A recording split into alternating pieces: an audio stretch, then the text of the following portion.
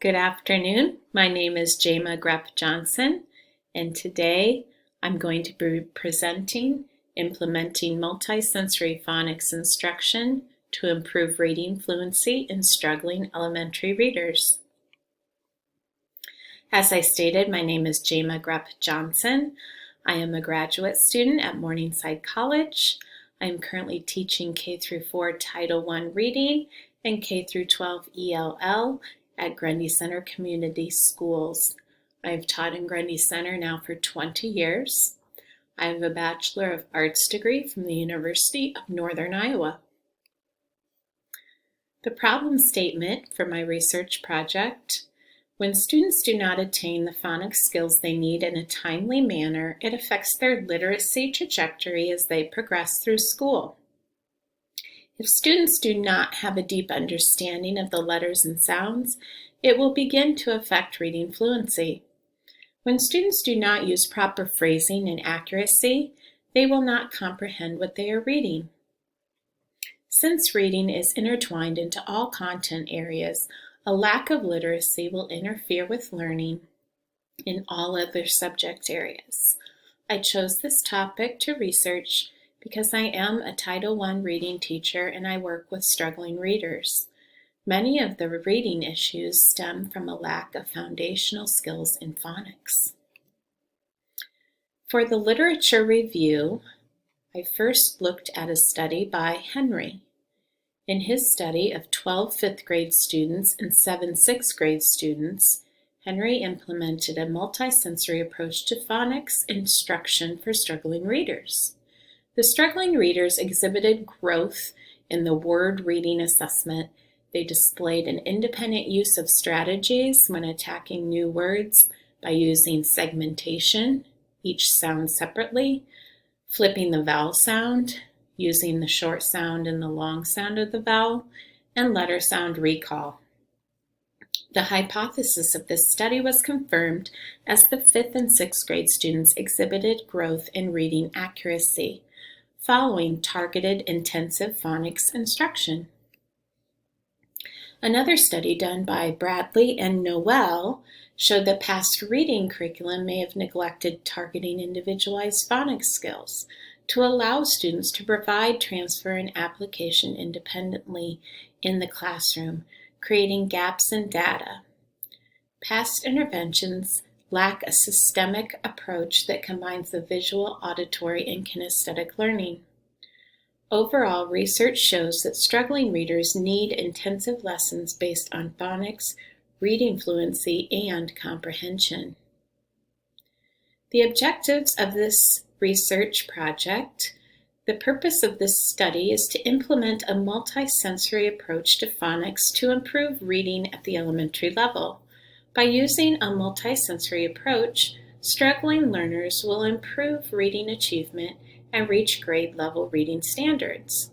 With the use of qualitative research, students can be tracked through anecdotal records to provide a narrative of the study instead of relying solely on data points. Reading encompasses many behaviors that are not shown with just a test score.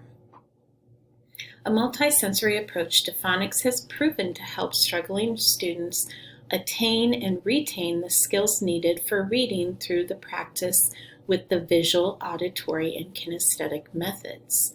This will improve the overall reading level of students. The methods for this study: the participants included 4 third grade Title I students, 3 girls and 1 boy. The participants were chosen because they are students that work in the Title I reading program. They were placed in the program based on their assessment scores. The procedure will be a 6-week intervention. The students will be worked with 25 minutes a day, and during that time, the Phonics First curriculum will be implemented. Each day, there will be anecdotal notes that will be taken on the reading behaviors, and each week there will be a running record administered on a leveled text. So the materials for the study would be the Phonics First materials.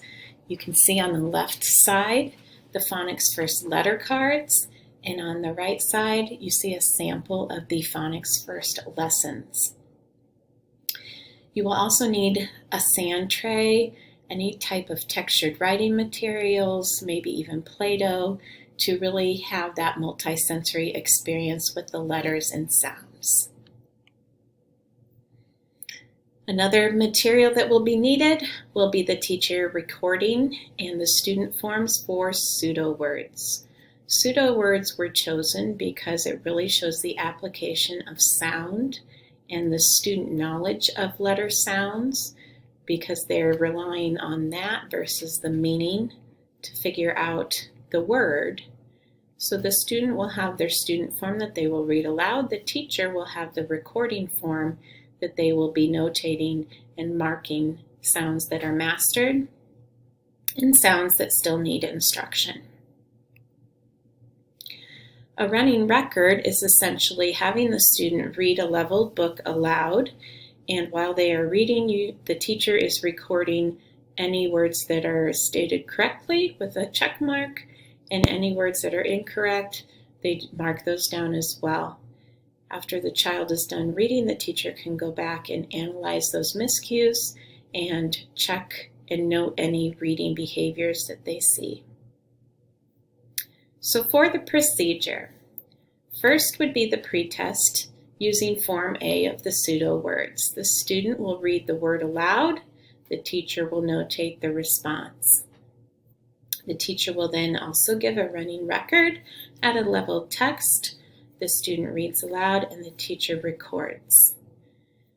The teacher will be recording any sounds that are mastered and any sounds that need instruction based on these two assessments. The teacher will then take those letter cards and sort them by mastered and needs instruction. The needs instruction sounds will be part of the daily lessons, introduced one at a time.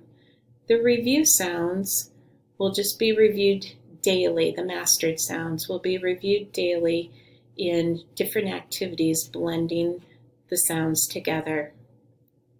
As you see on the left-hand side, you can see a blending board where the letter cards are being used to make a nonsense word as part of an activity. A new sound card is introduced with each lesson. Students practice that new sound by seeing it, saying it, and feeling it through the use of that textured writing paper, sand tray, Play-Doh, whatever type of manipulatives you choose to use. Then the student will read and write words and sentences from the lesson by tapping out each sound as they write. So Vygotsky's theory of that gradual release of responsibility is really used here with the I do, we do, you do. So the teacher is going to start with a lot of modeling to begin with, using a whiteboard, modeling how to spell these words, how to use these sounds, and then help guide the student. As you can see the boxes in the top left corner, help the child to be able to tap those sounds and spell the words, and then the student will be working independently, writing the words and the sentences.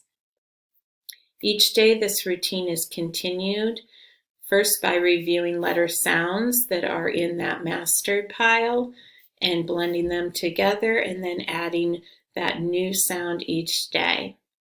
Anecdotal records are always taken daily. So the data analysis from this project shows a lot of success and a lot of student growth from the beginning of the 6-week period to the end. As you look here, you see the 4 students. You see the pseudo word score from Form A, which would have been at the beginning of the intervention, and Form B, which would be at the end of the intervention. They all showed growth. Table 2 shows the running record growth using the Fountas and Pinnell scale. Fountas and Pinnell uses levels N, O, and P For the third grade level, P would be the end of the year benchmark. You can see again students 1 through 4. You can see the pre-test levels, and you can see the post-test levels. You see that all students showed growth, and 3 of the 4 students by the end of the intervention were at or above that grade level benchmark. Anecdotal records were also used as a part of this assessment.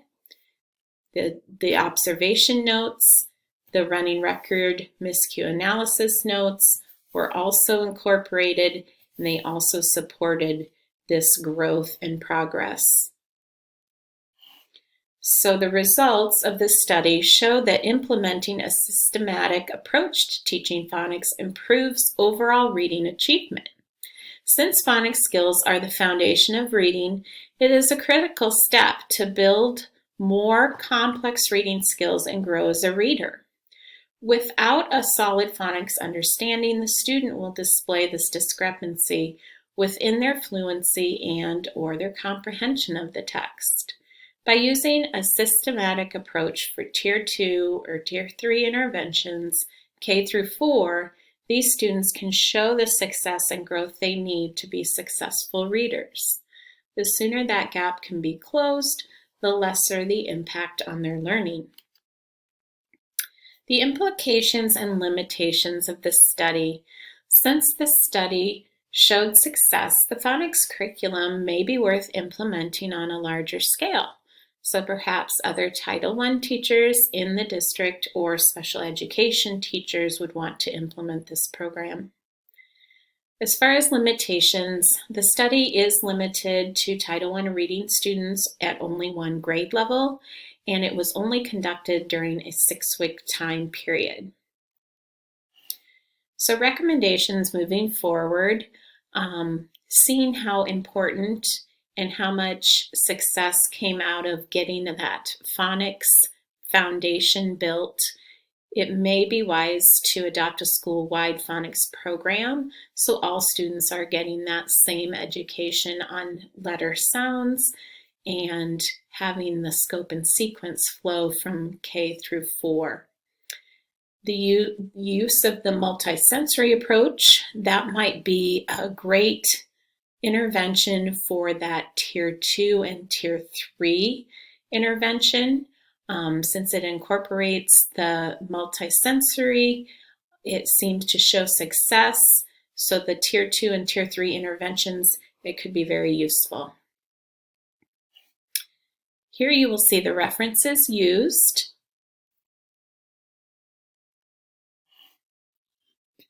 Please reach out if you have any questions. I thank you for your time.